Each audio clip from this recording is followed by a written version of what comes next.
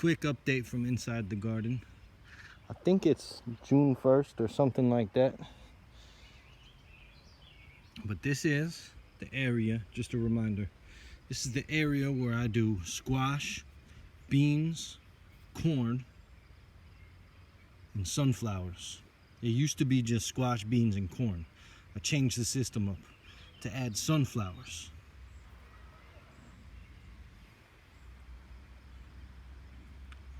I'll tell you, the corn is doing well.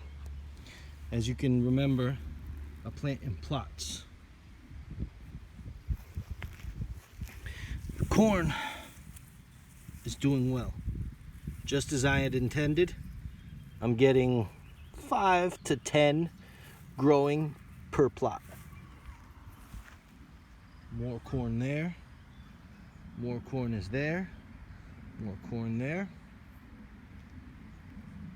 Tons of weeds. Luckily, I'm finding clover in here, but I'm also finding a lot of stuff I don't want.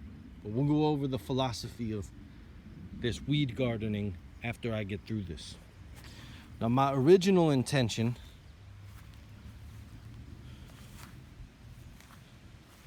let me find a good one, because I did not have success, admittedly. I did not have success with squash and beans. So I have to find, there was only 2 that worked. Maybe 3 that worked, I forget. This one worked. So I planted the sunflowers on the outside. Here's the squash, and here's 2 beans. Only this one and this one were successful.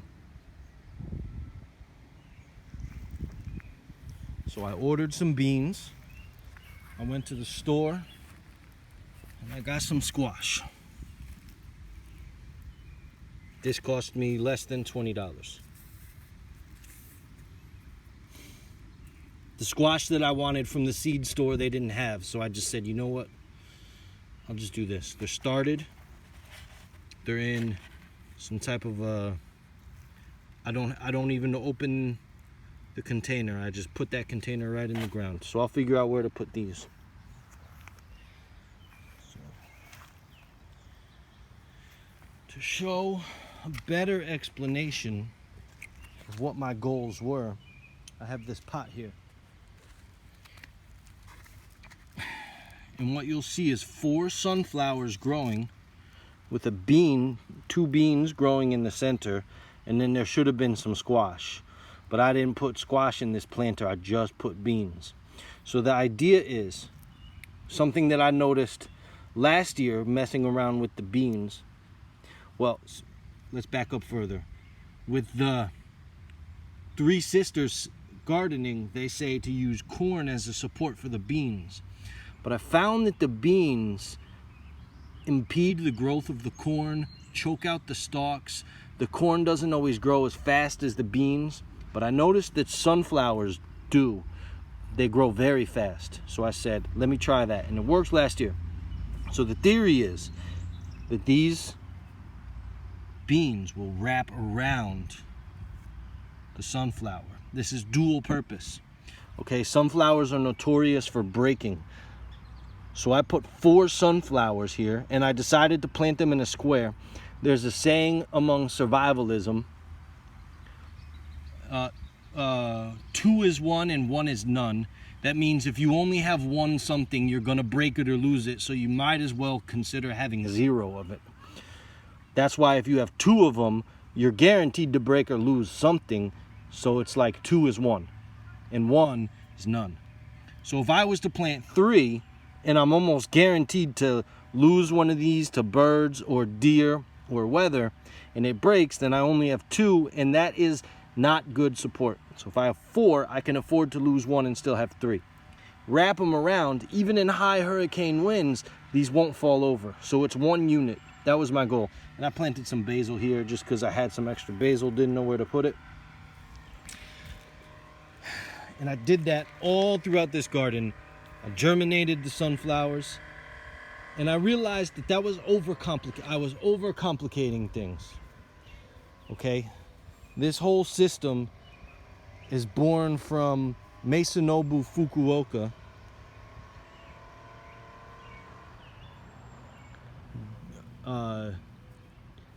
He wrote a book called One Straw Revolution. He also wrote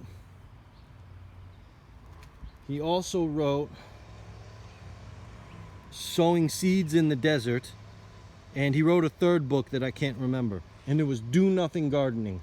And it doesn't literally mean do nothing. It just means that nature will do the work for you. So work with nature, not against it. And so now, moving forward, I realize the proper way of doing it is the way that is the blueprint for what I did with the corn anyways. So imagine that these are corn seeds. These are actually sunflower seeds. Various, I think it's 4 different kinds of sunflowers. In this garden, I have about 10 to 15 different kinds of sunflowers, and I plan to just have a collection of random sunflower seeds. That's why I grabbed these. And what essentially would be done, just like the corn, is that if I wanted 10 of them, I would put 20 seeds in the ground, and I simply just create an indentation, grab these seeds, drop them in right in the center. That's it. Make sure to water it. Then the sunflowers, I'll have a number of sunflowers growing from a center stalk, like this, just growing up. But to prevent them from breaking and falling over and falling out, I'll plant beans on the outside. I don't have them, they're coming in the mail. And the beans will wrap around. This will then give me room to plant squash and other herbs in the line. So this one I'm planting now along the corn and the sunflowers is borage. Borage is deer proof. I guess deer don't like it, it's poisonous to them. So this might be a deer deterrent. If it's all over the garden, they might just skip it altogether. This is edible, it's got medicinal purposes. Bees love it. There's a whole bunch to it. So I'm planting borage now, directly next to each pile. Now, as you can see, I've got some other stuff here. That is buckwheat. That is lupine. And those also serve a purpose in the garden. Now, originally, as you can see here, I have straw down. It's clear. It's cleared out. So originally I had thought that I would plant the stuff here and plant radishes alongside and marigolds intertwined.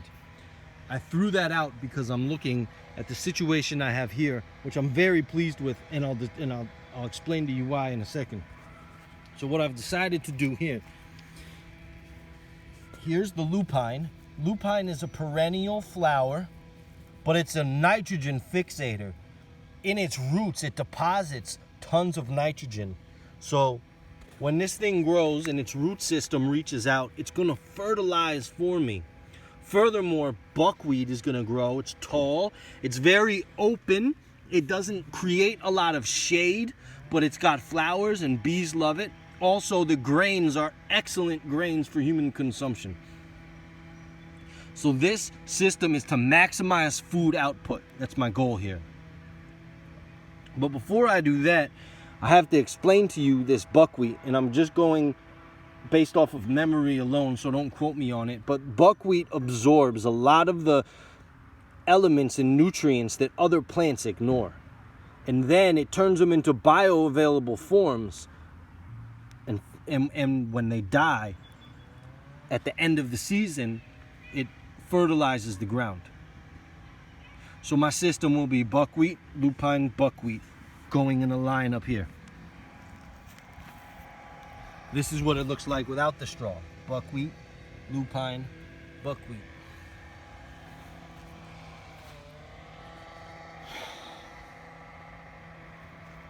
Okay, let me move down here, because this is where the white clover is. There's all different colors of white clover, and there's something else moving in here. I don't know if this is smartweed or what. But you see the clover, it's reaching a height of no more than 6 inches, and that's ideal. Absolutely ideal. I want this whole thing to be covered in clover. And as you can see, the dandelions love finding space in the clover, and that's good too.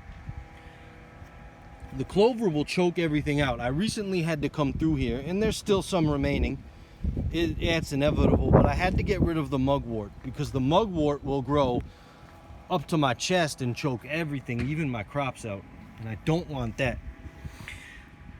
So the goal is to have, even though I don't have all clover around here, I have a bunch of other, this is actually clover.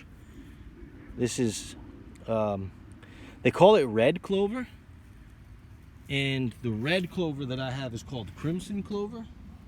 That's crimson. I think that's just pink clover or purple clover.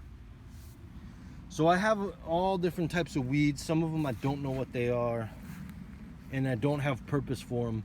But the goal is to choke out the invasive weeds. If a weed is gonna stay here and it's only gonna grow about 6 inches in height, it's fine for now.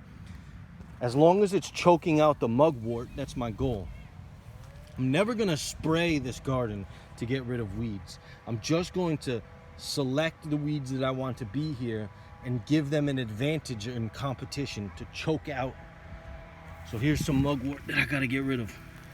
Now, unfortunately, I do have ragweed growing in here, and that's just a matter of picking it before it gets too tall. So the reason I do it like this and I don't keep everything clear, I do not want any sunlight to touch my soil. Wherever there's sunlight, to maximize photons, if I'm not mistaken, to maximize photon absorption, every single photon that comes from the sun and touches my soil for the entire growing season, my intents are to absorb it into a plant. Now let's look at crimson clover, for example. I don't know if it's the same case for the white clover or the pink clover, but it's been found to go as deep as 150 feet down into the ground, pulling nutrients up, absorbing it, and spreading it out all over the garden.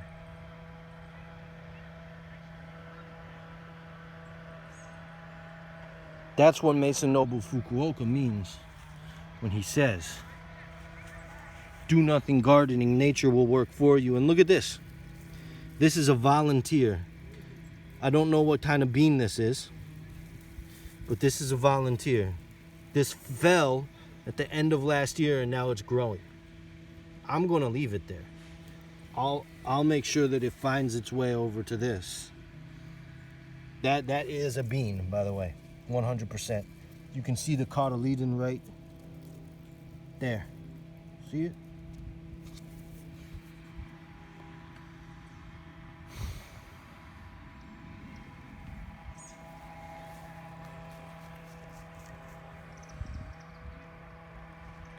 And so the idea is that I'm always depositing.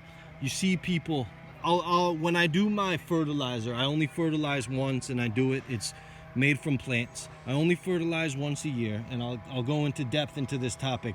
But people may go through all these steps to add nutrients to their garden when they don't need to. They literally just need to let the weeds grow. And this soil will become the most fertile soil that you could ever imagine. Each individual plant, for example, the dandelion absorbs nutrients and makes calcium bioavailable for other plants. Every single plant is doing its job. Do nothing gardening. So the Western mind, the white man, always wants to do something. But Masanobu Fukuoka says do nothing. Though I do want to get rid of this grass. I don't want this grass to go to seed. I get rid of the mugwort. But look, I've got little flowers. The bugs love it, and that's key. And that's the system, and I'll get this all done. I'll get this all done at some point. This is just a little preview, a little update for what's going on in my garden right now. You can see these peas just taking off. Those were my early peas. Mugwort came in and overtook everything here. I've got a little bit of arugula in between the peas, and I've got radishes growing. I originally thought I was going to plant radishes in between. Like I said, I've decided that if clover is the go-to or standard ground cover, that radishes won't really have a place unless I ripped all that clover out and planted the radishes there. That could be an option. That could be an option. So that might be on. I'll have to think about that over the next, when I'm done with the video. I'll have to think about what I want to do. You'll figure, I'll show it in the final picture. We'll decide whether or not I do that. Because radishes are a wonderful deterrent for plants. And so this is the rest of my garden. It's in full bloom. Look at the array of flowers. Just growing there. And I have to do some weeding. There's grass, but I see white clover. I see some yellow flower. I don't know what it is. I see pink clover. I see crimson clover. I see radishes. The carrots are about to bloom. You see those? The carrots are about to start blooming. These are massive carrots. I'm 99% sure they're carrots because I left them there from last year. I don't know what else they are.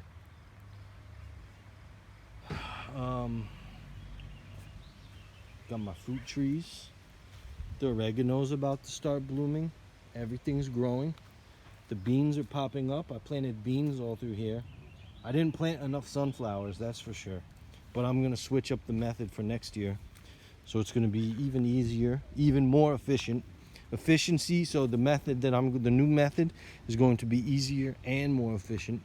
The strawberry flowers are almost gone, so they're all forming into strawberries.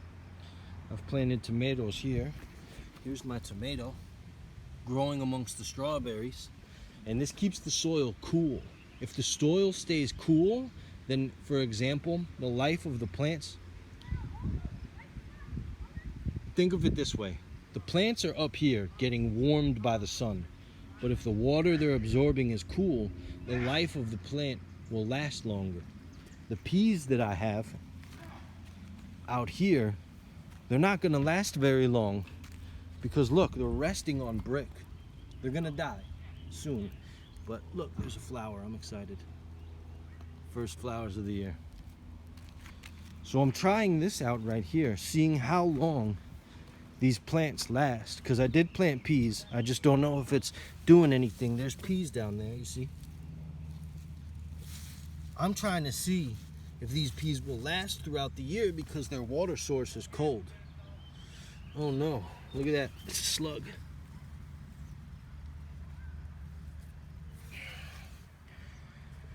That's okay. One slug in the, well, I mean, there's probably more, but that's the beauty of this abundance. Oh, there's another one.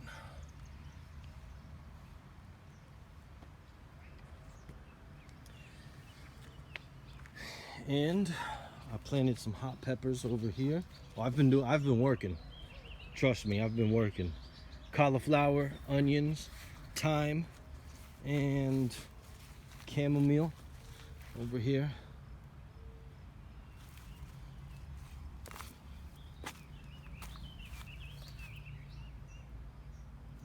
I have to get rid of this. This is the mugwort that I'm talking about. It's up to my belly button now. I don't know what that is. 4 feet, almost 4 feet tall. I have to get rid of this. Otherwise, it's just going to create a million seeds and spread them my way.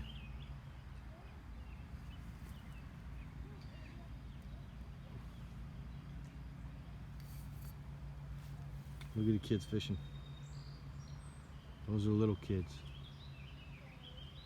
They gotta be like 10 years old. Brothers. Like 11 and 8. Oh, he just threw it into the reeds. Oh well.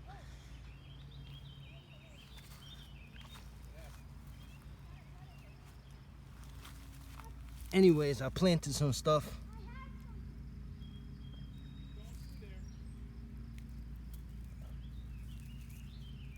I think I lost whatever was here.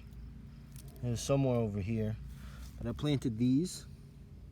Either Maldives melons, African jelly melons, or the Mexican cucubritas. No, what are they called? Like cuca melons or something like that. They're not really growing. They don't get a ton of sunlight, but eventually my goal is to have them climbing this fence. This one's starting to grow. In time. In due time. I've got my potatoes. Those are about to, I ordered some purple potatoes, so I'm gonna try this potato tower again myself. I failed last year, but, oh no. Okay, that's fine. I planted these 2 weeks ago. They're just now growing. We'll see. But look, there's the bean popping up. Got more over there and there. I planted among here. This year, the strawberries, you can already see them spreading and throwing runners. See those lateral shoots, and they create runners. 21 minutes. Let's see what else. I'm almost done. This is my, oh, there's gonna be a lot of dandelion in this thing. See all those fuzzies? Those are all dandelions. This is my salad palette. I've got a video on that. It's laying down for better water absorption while they're germinating. I did this. I did a little landscaping here, you see. Make it look nice, you know. Make it look a little nice. Make it look appealing. It doesn't have to be all rugged. In fact, it's like it's a little bit of completion. I'm gonna add. I went to the store today and I forgot to get it. I keep forgetting to get it. It's called red thyme. It grows 3 inches tall at most, and it's thyme, and it kills everything else that grows around it. And I'm gonna put some thyme. I'm gonna plant a thyme there and have it grow around the outside of there. That way I don't have to weed this stuff. And it's also medicinal, and it'll just grow down there. You know, that the point of the wall was to make this area more appealing, and the purpose of landscaping in America has gotten out of hand because they make it all, it's only cosmetic these days, where my landscaping here is more utilitarian than cosmetic, but the utility in it makes it more cosmetic than something that is cosmetic, especially for the cost that I put in. I mean, I could have done a prettier job along this ridge line here, but I wasn't concerned. I only spent the amount of money that I spent on the concrete to get the job done, to make sure it doesn't fall over, and to make a nice organized edge.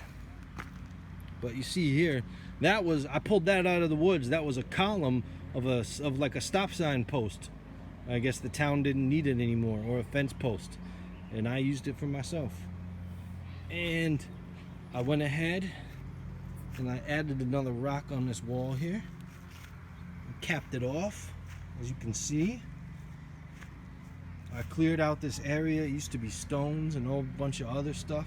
Planted some lavender, some lupine. Here are my hot pepper seeds, hot peppers. So I don't really have a system for these. This system, that system, not very well thought out. This very last minute, I've been using the wheelbarrow. I go a quarter mile down that way, fill it up, and a quarter mile back, and I dump the soil. It's the best soil ever. Best soil I've ever found. It's just as fertile as it gets, fluffy, no rocks. It's all decomposed stinging nettle, and that's the most nutritious form of, people might think that this is poison ivy. This is not poison ivy, but you still might get a reaction to it. I don't. I'm immune to it. This is called Virginia creeper. Problematic for some, just another plant for me. But you can see, these are my orange cauliflower, and I planted onions there. Look at me sinking in this stuff, because I try not to. This is the only area I step on. But I planted some thyme and some chamomile in here. This system that I have here would be, I would double it up, but I didn't have the space and I didn't have enough lettuce. But this system is a pepper plant, These are purple bell peppers. A pepper plant. An onion. It's right here. A lettuce, an onion, and it would be an onion and a lettuce and an onion, but that's just where the walkway is. A pepper plant, onion, lettuce, onion, pepper plant, so on and so forth. This is called Wild Hawaiian. These were extras. I did not buy them. I would have planted all one species, but the peppers that I was growing, they only just started germinating now. I still have more stuff that's going to be going in the ground. So you see lettuce, pepper, onion, onion, lettuce, pepper, onion, onion, lettuce, pepper. These are Santa Fe Grande chili, I think they're called. Onion, onion, lettuce, pepper, onion, onion, lettuce, pepper, onion. These are all the beets that I still have to put in the ground. Those are all the onions that I still have to put in the ground. And that's after planting tightly. I planted them closer than they should be. All a line of beets there. Then a line of onions. I don't know if the camera's picking them up. Then a line of beets. And then along there is nothing but onions. So, I mean, I still have room to work with. I threw these were extra from the deck that they built a few years ago. So I use these as a walkway. And I still have some more. I have to figure out how I'm going to rig this up to prevent the dirt from falling, because I can fill all this in. I can fill all this in. And I mean, that's about it. I have some Carolina Reaper peppers. Last but not least, I have some jalapeno peppers. A thing of cilantro. I think that's it.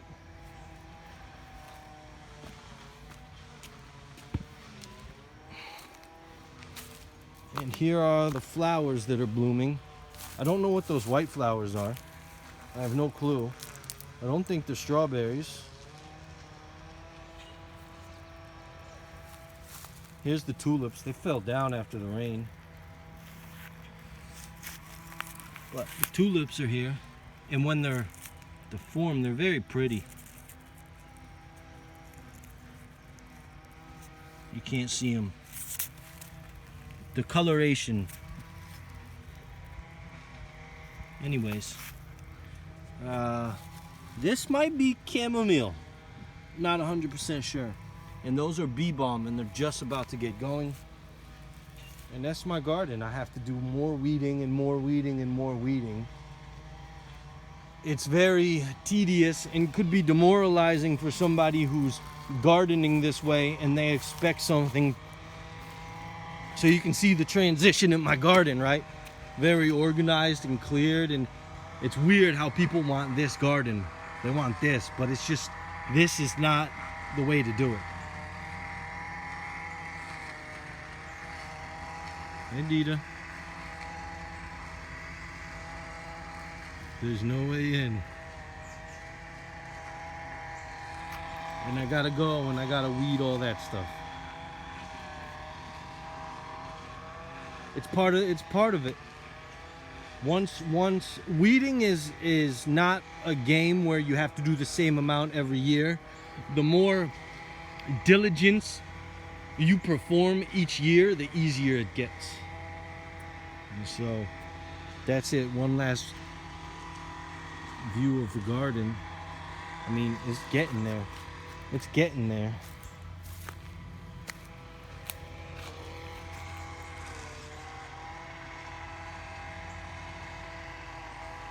Still have lots of work. This is my best year yet. I'm still learning. But this year I think I'll be producing a good amount this year. Anyways, I'm out.